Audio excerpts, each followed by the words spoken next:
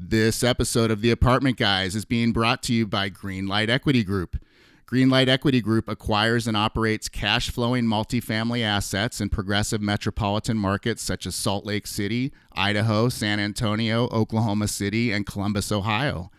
Greenlight targets consistent, solid returns for its investors and a healthy environment for residents by operating high-quality, safe, clean, affordable apartment communities.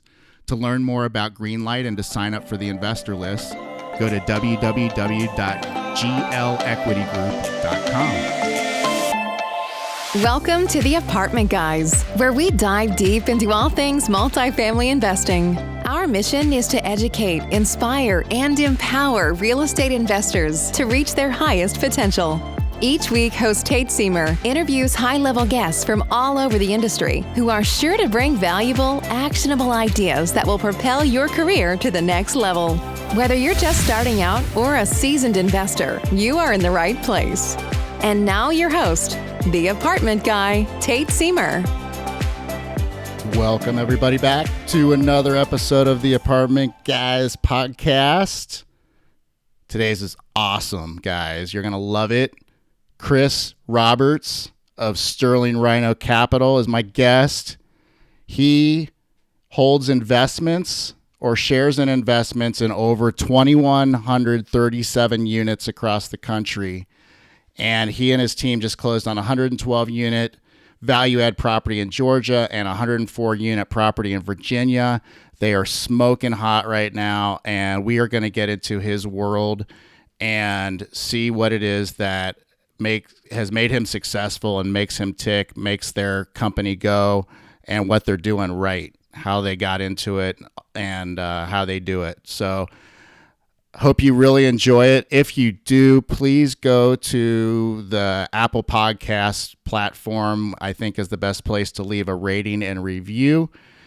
And I really appreciate that. It means a lot to me personally and also to our listenership. It helps grow the listener base, and it is massively important. So I appreciate it. And without further ado, let's get right into it with Mr. Chris Roberts.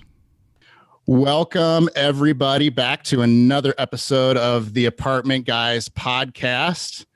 Today is a special day. We have Mr. Chris Roberts with us, who is a multifamily entrepreneur amongst many other entrepreneur adventures he's been on. He is the founder and CEO of Sterling Rhino Capital, and he has been a full-time entrepreneur and investor since 2007. Chris owns and operates a multi-million-dollar sales and marketing company. And he and his team run a property management business that controls all of his own rentals.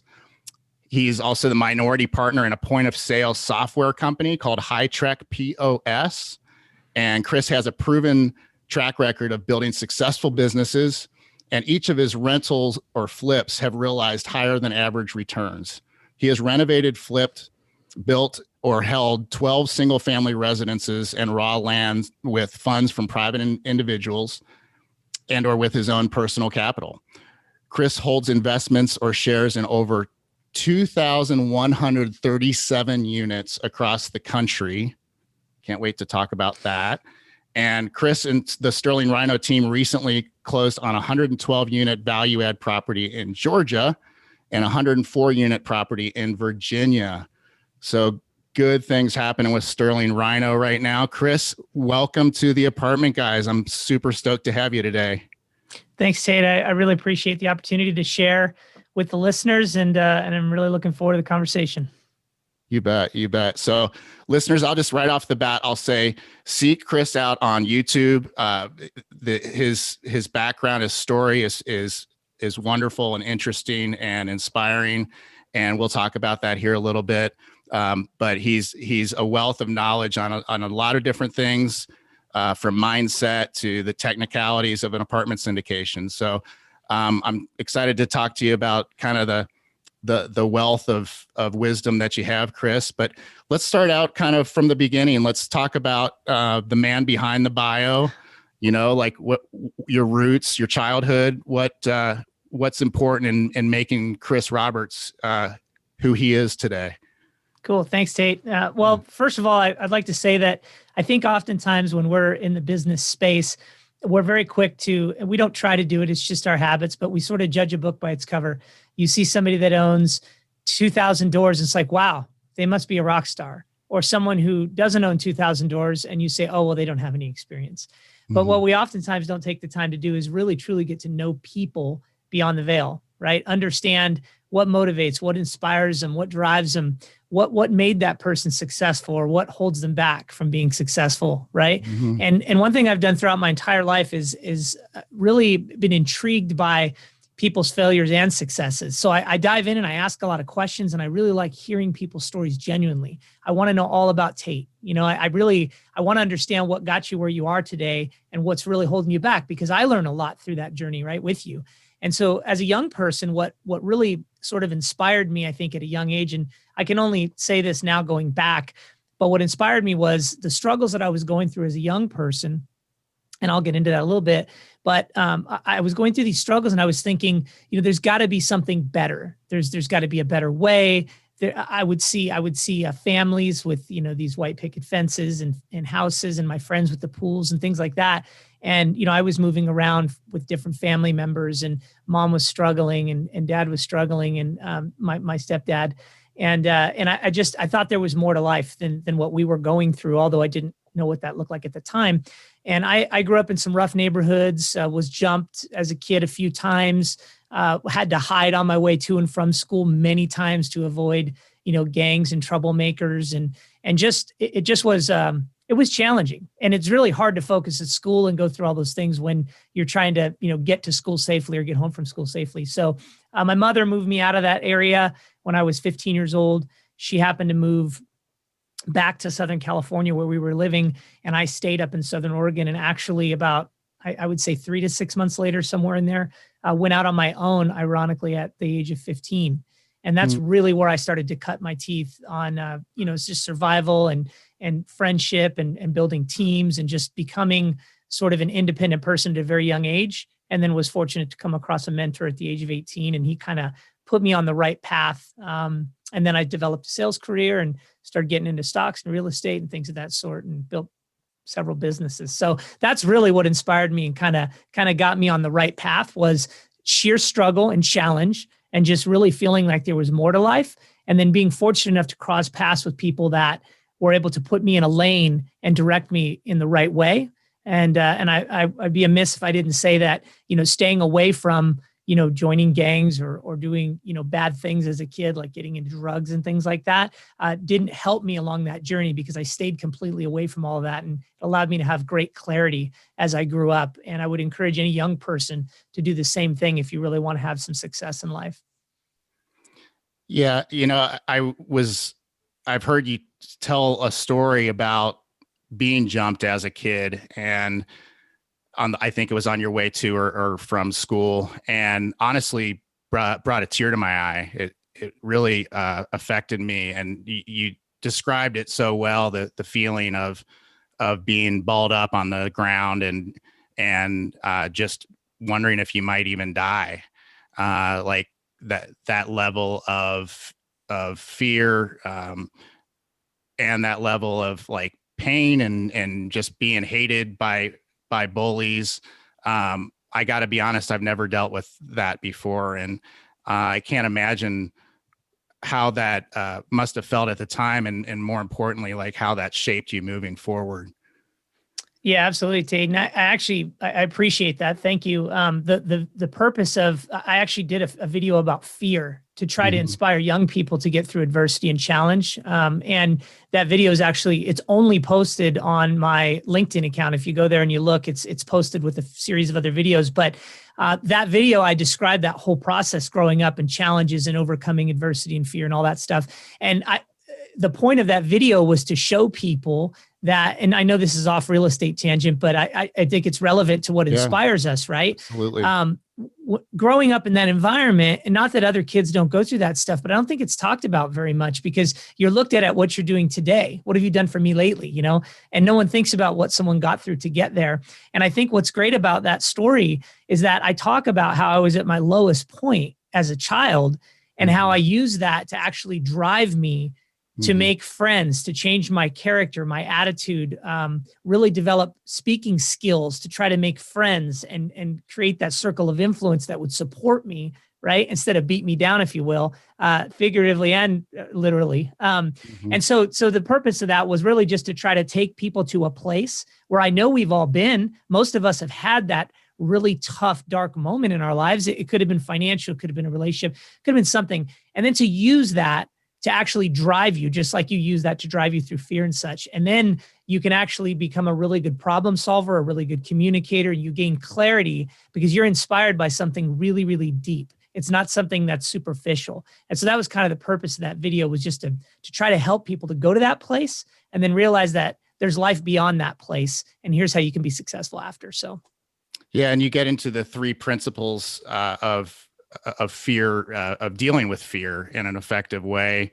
And I think it's actually, since we went there, I think it's worth talking about because it is so powerful.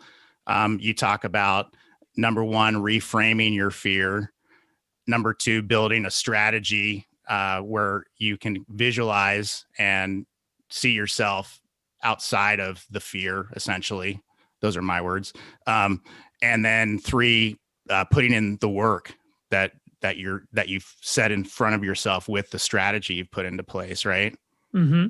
Absolutely. And that's not unlike, which is why I think it, and I do lots of videos, but I think the fear one is really relevant because it's about structure, processes, accountability. And like you said, it's like, well, now how do you put in the work to overcome the fear of the challenge, or to buy 100+ unit multifamily asset, or a single family, or whatever? And we can dive into like my first single family, which is a great, I guess, lesson in how to problem solve and get to the yes and get to where your goals are.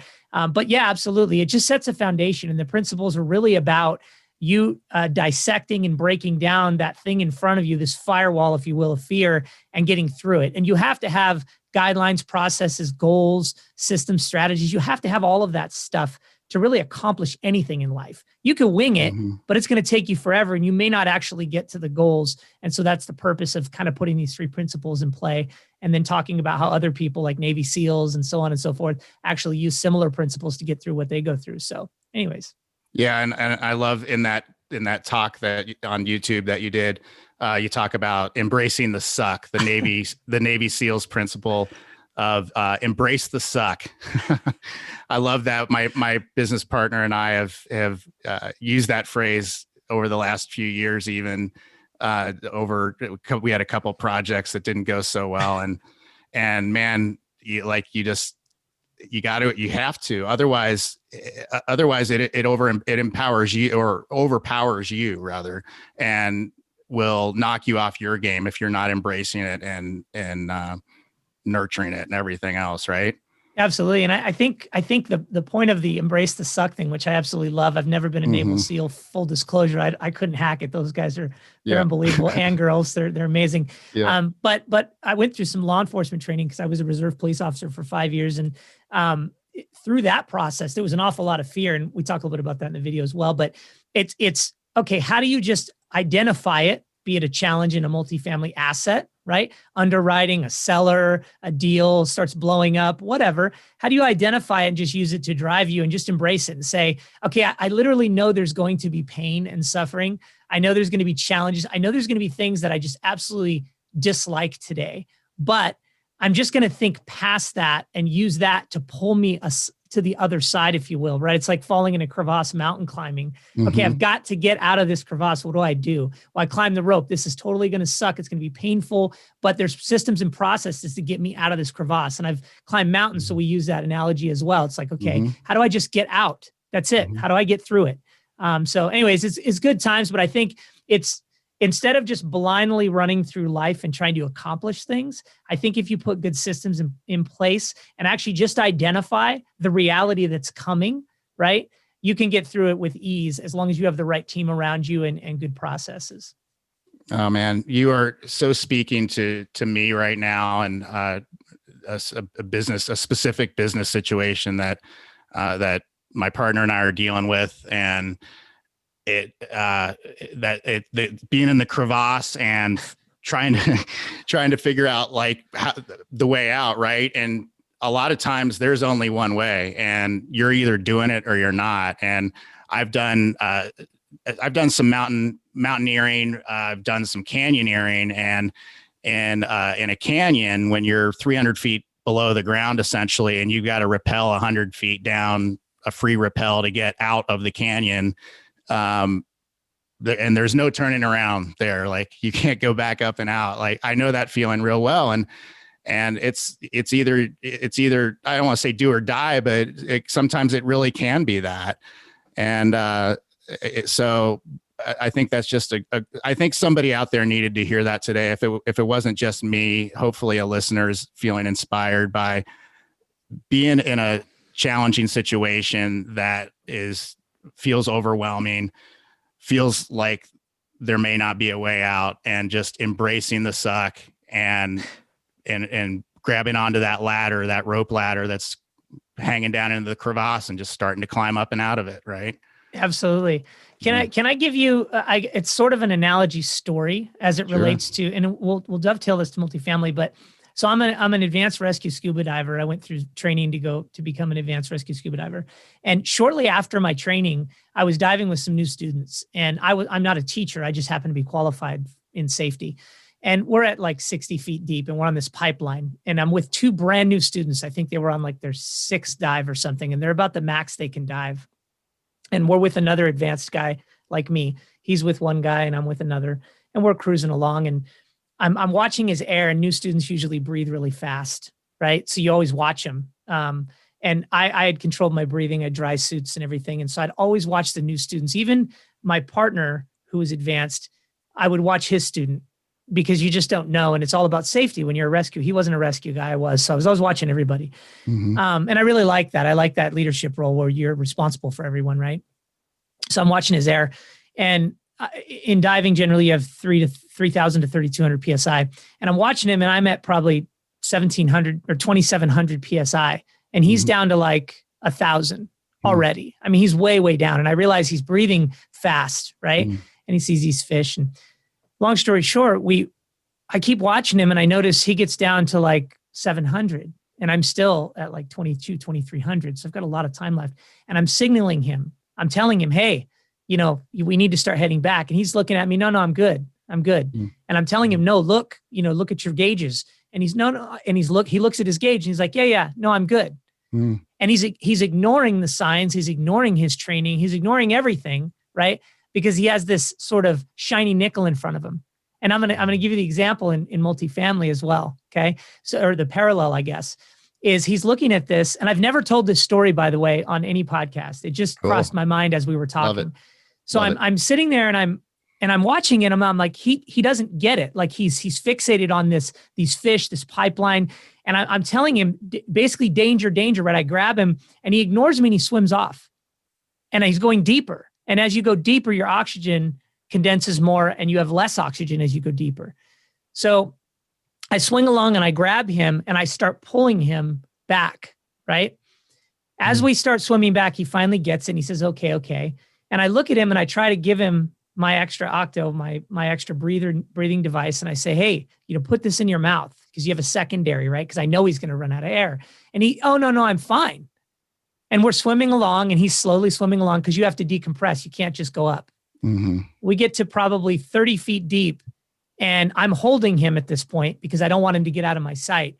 And he looks at me, and his eyes, I have not seen this since. I've never seen it. His eyes were so big, he ran out of air. Oh my gosh. And we're at 30 feet. Now, you can shoot straight to the top, and you're not going to die as long as you breathe out. You don't want air in your lungs, because then you can have a problem. Okay. But he's so new, he wouldn't have even done that. He probably would have held his air, because you panic when you're brand new, right? He only had 6 dives. I had, I think, 90 dives at the time. So I grab the octo, and I put it, secondary breathing device in his mouth, and he finally grabs it. And then I grab him by his, because then because if you break loose, he's going to lose his air. So I grab him, and I said, I'm looking at him, I'm nodding my head, calm down. And he calms down. And then I said, we're going to go up, and I start putting air in, and we start slowly going up, and then we stop at like, however many feet. And then we go back up, and we get up, and he's hyperventilating. He doesn't even have enough air to fill his device to have him float. And he has no wherewithal to even pull his manual device out to blow up his device to hold him up. So he's so panicked and freaked out that, I mean, if he wasn't with us, right, with advanced people, who knows what would have happened, right? Right. He probably would have shot up from 50 or 60 feet, maybe caused some damage or whatever, but likely wouldn't have died. My point is this. What was interesting about that was it really made me appreciate the safety in diving, because I had not experienced that. Even in diving rescue classes, they take your stuff out, they throw you around, they beat you up, and you have to survive and find your air and all that stuff. But nothing like that, nothing real life. And that really taught me a lot about problem solving and being calm and thinking through things and really thinking ahead on the what ifs, right? And my point is, when we got out, I actually drug him back. It was probably 200 yards to shore because he was so exhausted. He had that adrenaline dump that he couldn't even swim. He just laid on his back and was like panicked. So I drug him back. We get back, and there's actually a class being held, the same class that he was trained in. And his instructors are looking at him like, because, they see what happened. I mean, I'm dragging him back. And today I think about some of those scenarios in my life, and there's many I could tell you about mountain climbing. I won't go into all of it, but the way I think about those scenarios is when you go in to buy an asset or you go to start a business or you do anything in life, you have to think 10 points ahead. You have to think, what if these folks, don't follow through with what they say they're going to do? What if I find a problem during my due diligence and my money went hard, for example, right? What if I can't execute my plan? Are there 4 or 5 safety measures I've put in place? And like in law enforcement or military, they say, 1 is none and 2 is 1. So it's like you need 2 flashlights, you need 2 keys, you need 2 weapons, you need 2 everything, because one might fail. Right. So the point is, as we parallel this story into multifamily or single family or anything else, and it goes back to this life story I was kind of starting to tell you about overcoming adversity, is what in your life are you doing to prepare you for embracing the suck? What are you doing in your life to prepare you for literally running out of air? And if you want a really good story on about running out of air and success and the parallel there, look up Eric Thomas. He tells this story about a salesperson who wants to succeed, and his mentor holds him underwater and he's fighting to breathe. And then when he finally gets up, he's like, when you want success as much as you want to breathe, you will be successful. And it's really powerful the way he tells the story. I cannot come up with another example that's more powerful than the story he tells. It's phenomenal. He's a motivational guy. But the point is, you have to think about those things when you're getting into this space, because I think a lot of folks get into real estate with wide eyes. They think passive cash flow, wealth, network. I want to be rich. I want to do this. I want to do that. Not realizing that there's a tremendous amount of work, amount of back end problem solving, right? What ifs, fail safes, 5 scenarios to protect the investment as you go in, just in case, like the conservative underwriting. And I think it's really, really important for everyone, especially when they're brand new, to be thinking about all those things and not be focused so much on just buying something, right? Or finding a deal. Be focused on all the moving parts that go into it, and surround people around you that complement your successes and weaknesses so that you don't run out of air or you don't fall in that crevasse and can't get out or whatever it may be, right? So I'll leave it at that. But it crossed my mind when you were telling the story, and I thought, man, that would make perfect sense to like the real estate scenario, just not paying attention, being all excited and wide-eyed, and boom, you're out of air.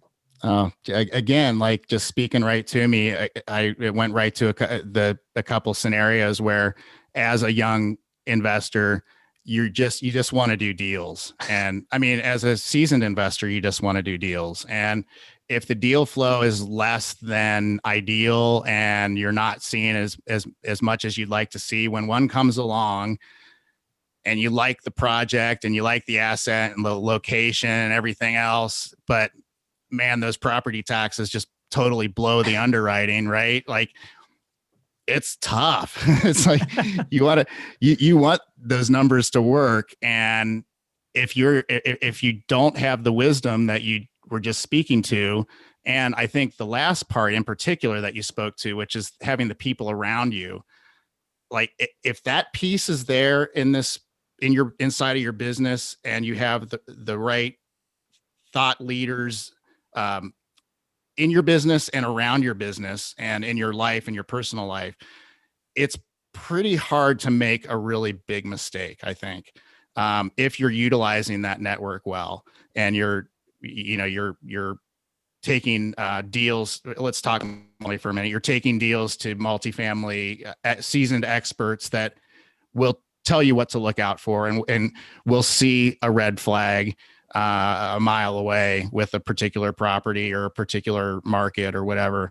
Having those people in place, and you spoke much earlier in the call about in the podcast about your mentor, and having those key people is invaluable and priceless. And you almost can't put words to the value of some of those key people in your life, the way that they come along at the right time and just almost gently point you in the right direction, either by example or by suggestion.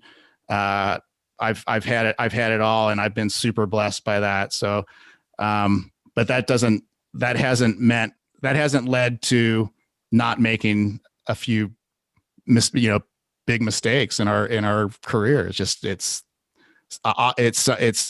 more often than not, when you hear the story of a successful investor and somebody that's just out killing it right now, they've had a chapter in their careers that was, pretty dark, a bad deal or a bad series of deals or whatnot. So, you speak to that very nicely. Thank you. I think also, and I really appreciate that, we love giving back. We love helping people and just trying to articulate, how to put people in a position to be successful, whether people invest with us on our deals, they invest with other people, or they're starting a business, or matter of fact, friends, family. I've given a lot of advice with regards to finance and just personal relationships and development, and just trying to literally make the world a better place, because I saw not just in my youth and growing up, but also on the law enforcement side of things when I was a reserve, how really bad it can be on the other side of that. Positive thinking and that great environment that a lot of us are so blessed to be in, which is, owning multi-million-dollar assets, right? I mean, it's a blessing, and you've got to be so grateful and so thankful. And so if you don't mind, I'd like to touch on, what kind of steps do you put in place to get you to where folks like us are, where we're building out these great portfolios, right? Like, what in life can you do to get you there? Not just reading a real estate book or 10 or going to a seminar or listening to podcasts, which is I listen to tons of them, right? Including yours. But what are some of the steps in your life you can do to prepare you for this process? And here's what I like to talk about is, one, where are you in your personal and professional life? Okay. So what do you do in your own personal finances to set you up with the right mindset? And what I mean by that is, yes, you can get into this space with no money. People talk about it. I don't recommend it. It's not easy. And I didn't do it. I had a little bit of money that I saved, right? So let's talk about that. When I got into the real estate space, I literally used my car payments to buy my first property. I drove the same car, 450,000 miles, and I used those car payments as I saved them to then put down on my first bank-owned property. And then I renovated it myself, swung the hammers. I worked 8-9 hours a day at my one job. And then I went and took my trailer and my rig, and I went and drove out to the property, replacing the floors, doing the paint, hiring part-time guys to help, and ground it out, for 6 weeks, and then put that property in the market, rented it, cash flowed, $300 or whatever.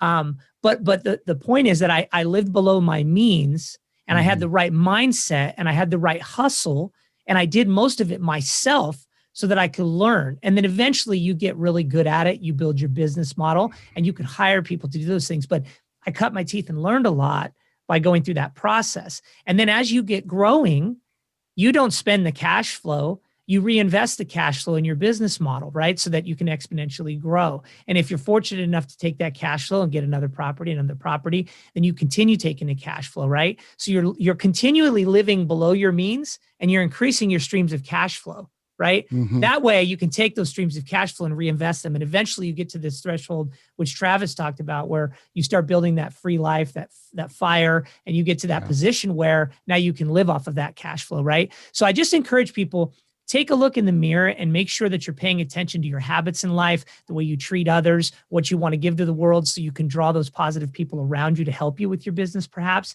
and then live below your means financially so that you can use those funds to make you money and work really, really hard for you. And that's how you can start to dive into this space, and then you'll grow it inevitably as long as you stay focused and put the hours in. Perfect. Yeah, that's perfect. And the FIRE lifestyle is one that we talk about on the podcast fairly often. And I'm I haven't mentioned this on the podcast yet, but I'm getting ready to publish a short ebook on the FIRE lifestyle, which is financial. It stands for financially independent, retire early.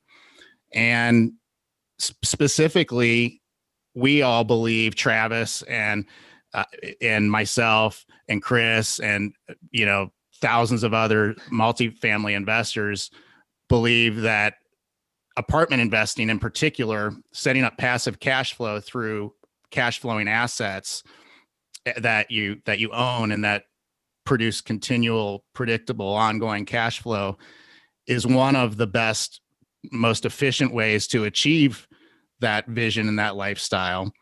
And so that's, we love to talk about it. It's such a fun thing to visualize. And so for listeners out there, take a second, even right now, where whatever you're doing, wherever you are, if you're on the treadmill, if you're in the car, and just maybe visualize something that you haven't given yourself permission to visualize in your life, like something that if you were financially independent and retired early, what would that look like? What would you be doing? What would you be spending your time doing? What would your experiences in life look like? Maybe what car would you be driving, or kind of house would you be living in? But I think more importantly, taking a second and visualizing the quality of time that you get to spend with your family, and the gifts that you get to give back to people, the way that Chris does through his teaching. And Chris, I'd just like to say, if you ever start a coaching program, I'll sign up first, man. I'm all about Thanks, it. Tate. I think you'd be a natural at that.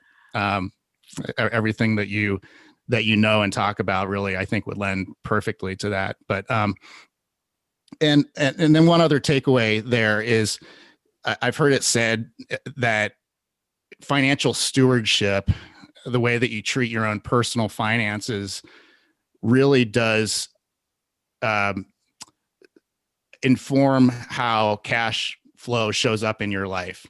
In other words, if you think about money as energy, and not to get too woo-woo, but if you think about the energetics of money is not going to necessarily be attracted to somebody that doesn't take good care of it, right? Mm-hmm. So conversely, somebody that does take good, responsible care of money and invests it and makes it work for them, and producing more cash flow and more money, that is magical attraction. That, like, to me, that is an amplifier of what's possible in the way of financial cash flow. So just to piggyback a little bit there, Chris, on what you said about your personal habits and your finances and living below your means, essentially. Yeah, I'd tell you, that's a great point. I would love to sort of, I guess, hammer home or articulate a point, or give the audience something to visualize here and think about. It's really difficult when you see people that are successful, to understand how hard they worked to get there, and really, really to understand, like, that iceberg concept, how much is beneath the surface, right? How many years or whatever. Walmart was not an overnight success. I mean, mm-hmm. I could just go on and on. I've read hundreds and hundreds of books on businesses, corporations, money, you name it. And I'm really well educated in that space. And the one common denominator there is that most successful people or businesses did not start overnight. And so what I would tell anyone getting into the space, or even just wanting to create wealth or cash flow, is if you're willing to sacrifice now, it doesn't matter if you're 20, 30, or 40. If you're willing right now to look in the mirror, write a little business plan, it could be just a couple bullet points, put it on your whiteboard, right? What inspires you? Where do you want to be? What motivates you, whatever. And inspiration and motivation are obviously clearly different things. So you need to understand the difference and write down what does each for you. And figure out, okay, what am I willing to sacrifice right now? Because if I sacrifice right now, let's just say in 10 years, okay, even if you might get a deal in a year, or financial freedom in a year, but let's just say you said 10 years. If I sacrifice now, in 10 years, where could I be if I sacrificed? If I saved a couple of coffees a month, or I drove the same car for an extra couple of years, or I didn't get the fancy house because we just had to have 3,000 square feet when we could really live in 1,500, right? Mm-hmm. And you took those funds and you invested them appropriately. Think about this for a second. If you took $100,000 and you put it into a multifamily asset, passively even, right? And that thing annually on average, collects 15, 16, 17%, okay? it's easy to see if you continued investing, say even just 25,000 a year in that multifamily space, along with that original 100. And there's calculators available for this, but within a 10-year time frame, you could create literally more money than you would get on Social Security if Social Security is even available when all of us get there. Right. Now, the reason I'm telling you to visualize that is because I think it's hard for people to quantify. They see people buying, they see stock market, they see the ups and downs, and they don't really put a lot of time into their finances, and school doesn't teach you anything about it. So I want you to think about, how do I get to a position where I replace Social Security, right? Or I replace the medical bills that I'm probably going to have, right? Or I replace the lifestyle that I want to live and don't need a job to do it. Because if you think about those things and you start putting things in place early, don't be in a rush. Just start making those sacrifices now. And it could be a year, it could be 10 years. But I'm telling you, 10 years is a very reasonable amount of time. And I'm just going to give your listeners something to be inspired by. Okay. And this isn't to brag or anything, but I want them to understand the power of this thought process. And this is not today, this is a while ago, but within a 5-year time frame, okay, within a 5-year time frame, I developed enough passive cash flow to create $100,000, okay, annually. Okay. So just with the power of positive thinking and hard work and investing in multifamily assets and single families and driving that car a little extra time and whatever, I hit this goal, right? I also had a goal a while ago. I want to hit a certain amount of net worth, and I had a 6-year goal, and I hit it in 4 years. Why? Because I realized there were certain vehicles that could exponentially grow that net worth. It didn't have to be in stocks. It didn't have to be in savings. I can diversify. So the point is, planning, structure, and execution can get you there. And what's crazy is today, I'm at an age where I'm in a very good position, let's say financially.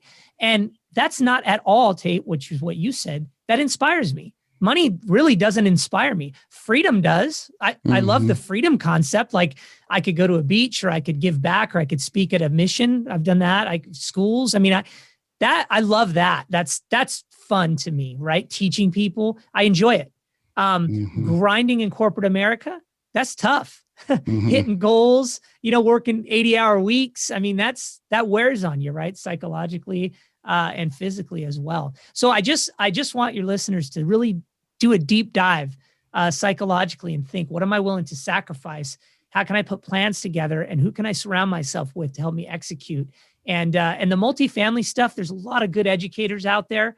I educate for free. Obviously, we don't charge anything for it, but even paid educators, there's a lot of really good mentors. That's a good way to accelerate your multifamily assets, but you don't necessarily have to have that. So just take action and make sure that you're measuring yourself by putting it on the wall, writing it in your ledger, or whatever you do, and don't look back, man. Just push forward. That's beautiful stuff. You mentioned calculator, and it's funny you should mention it. You guys have a retirement early retirement calculator on your website, essentially. Where can people find that, Chris? Yeah, you can go to sterlingrhinocapital.com, and you just put your email and name in. You can opt out after if you want, but you can download it. And then we have instructional videos on our YouTube channel. And we also have like a 45-minute video where we actually deep dive into like 5 different scenarios. Someone that makes $40,000 a year, someone that makes $100,000 a year, and how they can put these numbers in to help them to get to those goals. And I think just, again, having tools is important. If you're going to stay on track, it's really hard to just write things down and work spreadsheets. Not a lot of people like spreadsheets. So we developed the tool just to show the power to our investors of early retirement. And full disclosure, I am not retired by choice today. 2 of my partners at Sterling Rhino Capital are, and one of them retired 2 months ago at 44. So you can do it early. It's there as long as you invest and diversify. Absolutely. That's so exciting. So sterlingrhinocapital.com, or is it just, okay, got it. Yeah. www.sterlingrhinocapital.com. Yeah, website. Yeah. Perfect. So there's a calculator there. Another thing I want to mention is Chris has a book called You've Earned It. And the profits from that book go to Feeding America and the enterprise partnership with Tony Robbins. which, dude, that's amazing. Thanks, That's man. super cool. Good Well, job. it's really close to my heart because I stood in food lines when I was a kid, and I remember how embarrassing that was. And as I grew up and I was able to give back, I really wanted to partner with a company that could, align with my vision and values in life, and they did. And Tony, full disclosure again, I'm not partners with Tony Robbins, but he's an enterprise partner like I am. I'm on their national website. Actually, I've got my picture profile and everything. And as a result, when I donate, he matches every dollar. So today Wow. we fed, I think, over 200,000 people as a result, with a Wow. goal of feeding 1 million, which is just really cool. So thank you for mentioning that. Wow. Yeah. So by purchasing the book, you've earned it, either ebook, paperback, or audiobook. You will actually be feeding between 10 and 85 people. So Yeah, and 100% of those forever go to Feeding America. We will never make any money off this book. It's all gone to charity, and we're really passionate about that. So, anyways, why should somebody pick up the book? What's the gist of the book?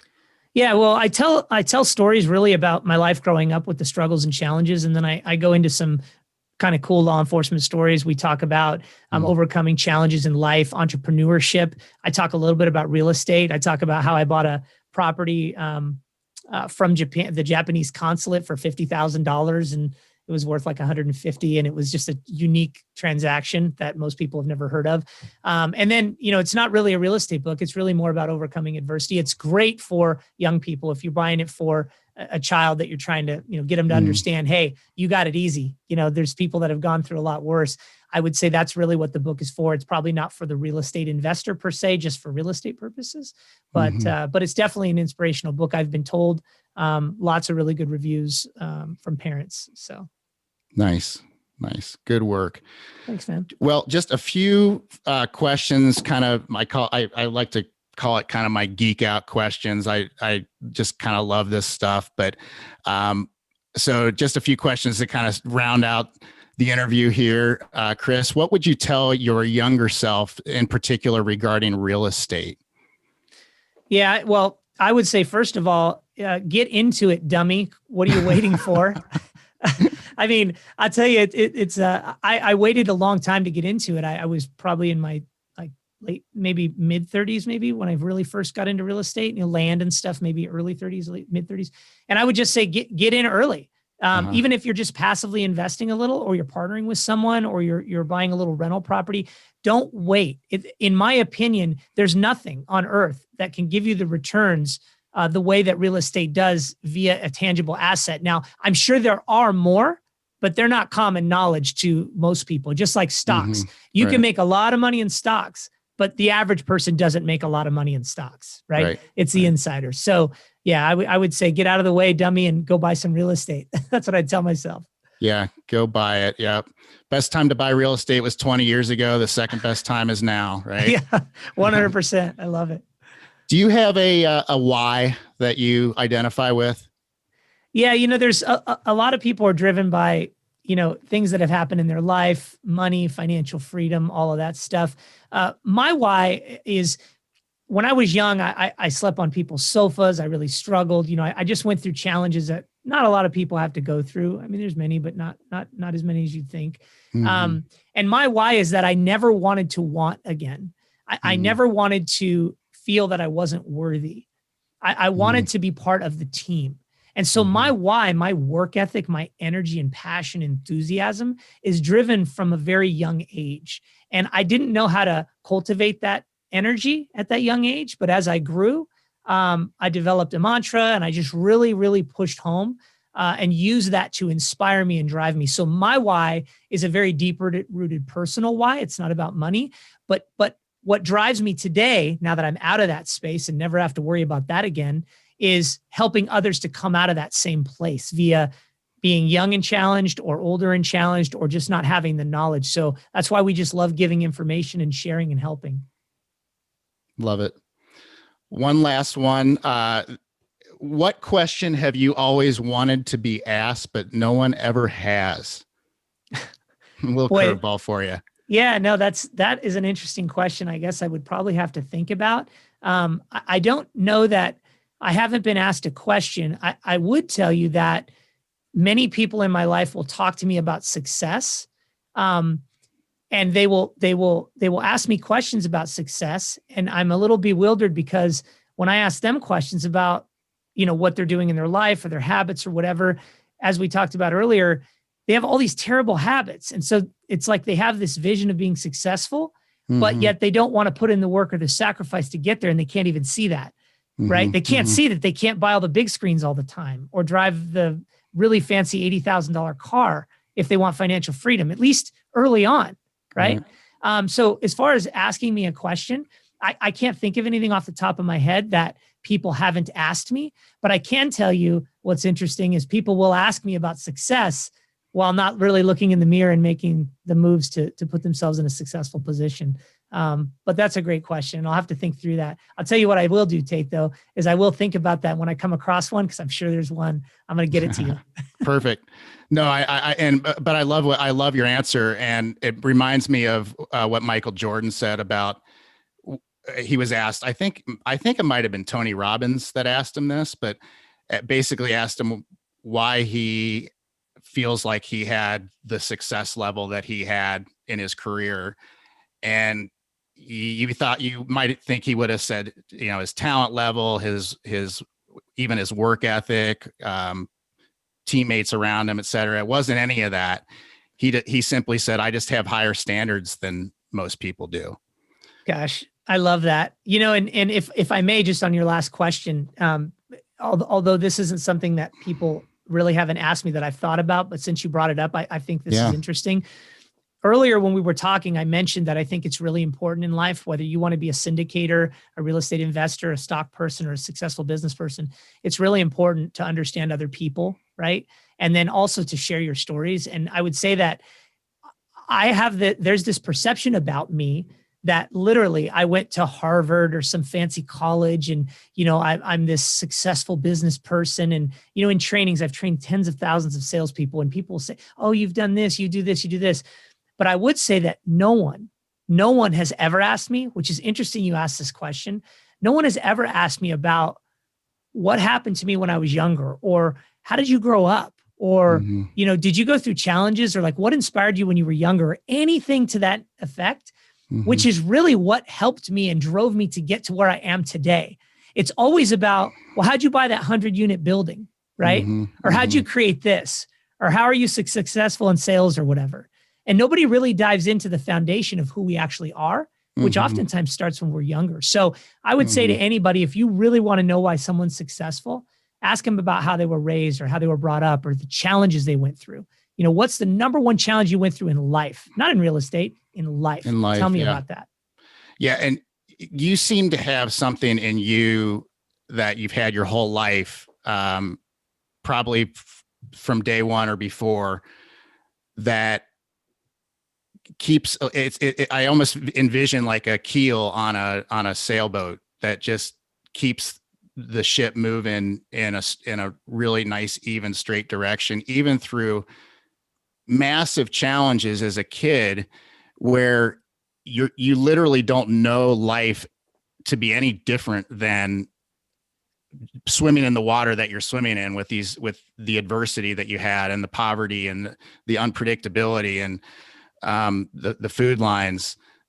That it's unspeakable to go through that. But to get through that took something. And it points to me, I was thinking about it earlier when you were talking about it. It's like, it's either something that just a guiding principle that you had all along that told you there was something better and that there was a way to get there. And the way to get there was kind of like the straight and narrow, for lack of better words. But can you speak to what that is? Like because so many people grow up in that environment, and the vast majority of them become a product of it and become part of it again and just stay part of it. Sure. Yeah. Well, first of all, I appreciate you asking, because again, this stuff isn't talked about very often. And I think this is important to know, and also important to identify in yourself. It may not be going through struggles when you were a kid. It could have been a business situation that fell apart or a relationship that collapsed. And I think it's so important to find that inner peace. Like, what really truly drives you and what inspires you to want to move forward, to want to be successful or whatever it may be. And for me, when I was younger, it really was, man, I want what those other people have. And I didn't even really know what that was. It just wasn't what I had, right? Mm-hmm. It wasn't about money. It seemed like people were happy and they were living in the house and they had the family around and they were doing all these things. And I was bouncing around all over the place. It's like families scraping dollars together to help me, get a gi to go to karate, when I'm in third grade, because they don't want me to get beat up anymore or whatever. And their grandma's taking a rent money to, it's like, it's unbelievable. And I think what we need to do if we did not go through those struggles as individuals is we need to identify something in us that can help us relate to those struggles, to use that to drive us, because there are many people in life that haven't had those kind of struggles. They haven't had really many struggles at all, right? They went to college. They were raised by great parents. They, their biggest stress was someone saying that they looked funny on Facebook or whatever. It's like that's their struggle. And so I think it's important, if those folks want to be successful, is that they identify some way to relate to folks maybe like me or someone else that went through things. There's been videos I've seen on YouTube that have brought tears to my eyes because I can relate to some of the things some people go through in the stories they tell. And I think to myself, that right there is part of how that person is successful, because they're diving deep into their soul and they're using that to drive them, which is that whole embrace the suck concept and push through the fear and all that stuff. Jack Canfield has a great saying I've coined many times when I've been on interviews is, everything you want is on the other side of fear. But if you haven't had a lot of fear in your life, his quote ends there. But if you haven't had a lot of fear in your life, how do you identify some fear or some challenge or someone else's to use it to help motivate you to get to something great? Because if you don't have something that's really deep rooted that motivates and inspires you, you're probably going to give up on it, right? You're probably going to, when things get tough, you're going to bail. You're going to run. If you don't have a good partner that supports you relationship wise or friendship wise or business wise, you're done. So I would say that in order to get through that process like I did, that's what you have to identify. And that's really literally part of what drives me today. It's great. It's great stuff. Well, Chris, I feel like there's so much more we could talk about. I want to know all about Sterling Rhino and your history and how you guys do what you do. But that would get into another episode. So we'll have to do it again, hopefully real soon. Maybe in the end of 2021, we'll circle back around. In the meantime, it has been a pleasure to have you on. I think we really touched on some hopefully very powerful things for some listeners, and certainly for me. There's been some really nice takeaways. Just looking at my habits, my routines, my finances, myself, looking where I need to embrace the suck more and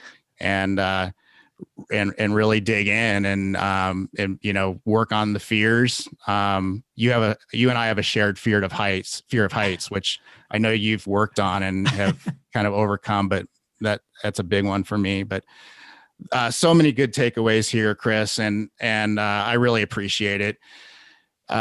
Again, listeners, You've Earned It is the book. SterlingRhinoCapital.com is the website. There's a calculator there that you got to check out that will tell you all about everything you need to know about your retirement numbers, your what you need to achieve there. And I'm sure there's resources. I know there's resources there that tell you how to do that and the next steps to take. Chris and I both that's kind of what we do is help people take those next steps. So, Chris, if there is anything that I can do for you ever in your business or any other part of your life, please let me know. I feel very grateful to you. This has been a wonderful morning for our listeners. It's the day before Christmas that we're recording this, and it's a snowy day here in Utah. And so this feels a bit like a fireside chat to me.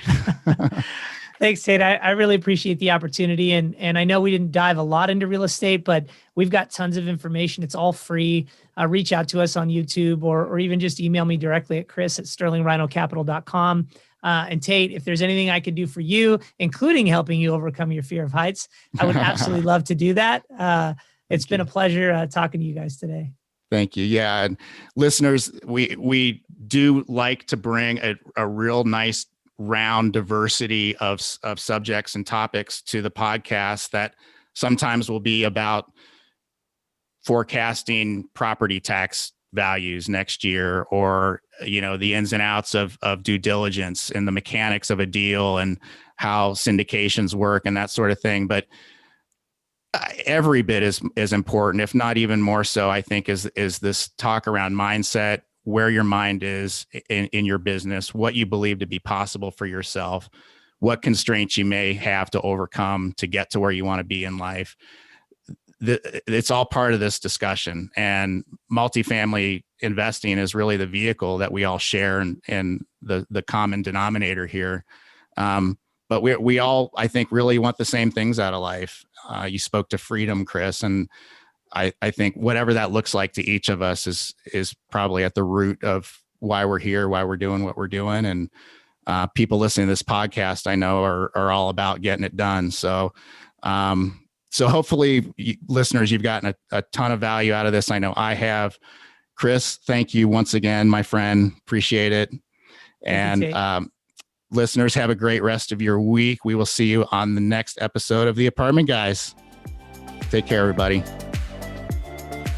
Thanks for listening to The Apartment Guys with Tate Seamer. Tate and friends are grateful to have you as a loyal listener. If you like what you've heard, please subscribe, rate, review, and share with friends on your Apple Podcasts, Google Play, Spotify, or any other podcast platform. Also, check out Tate's YouTube channel for videos of many of these episodes and more. Until next time, take massive action steps and rock on.